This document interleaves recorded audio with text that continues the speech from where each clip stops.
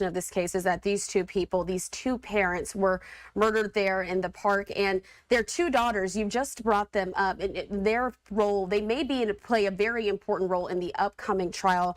If it does go to trial ultimately, Jeremy, would you expect them, being so young, 7 and 9 years old, to be witnesses on the stand for this?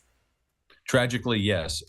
Children, unfortunately, are witnesses in a lot of crimes, not the least of which are child abuse and sexual abuse. I think it's a very big priority and a goal for prosecutors to not put children through that if they don't have to in most circumstances. But the rules of evidence and the law certainly allow for children to testify. And in this instance, what the children say is going to be pretty critical.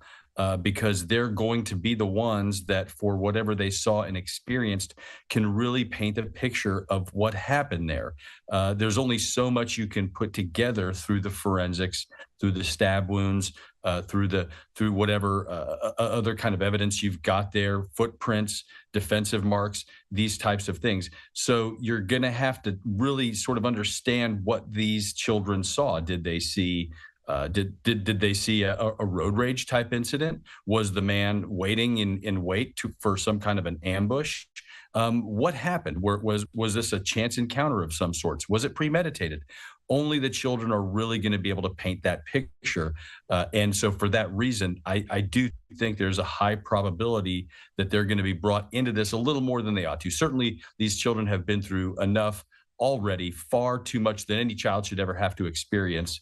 And you just hope and pray that the scarring that they've experienced is somehow mitigated. I have to ask you, do you think additional charges could still be filed too on behalf of the children if they did see anything? Because could anything related to that be filed against Andrew McGahn? In theory, if he did anything to harm the children or something of that nature, then potentially yes. Or if he threatened the children, I believe the state of Arkansas has indicated that they've not taken the death penalty off of the table yet. I don't know that they've specifically said that they're going to seek it here yet.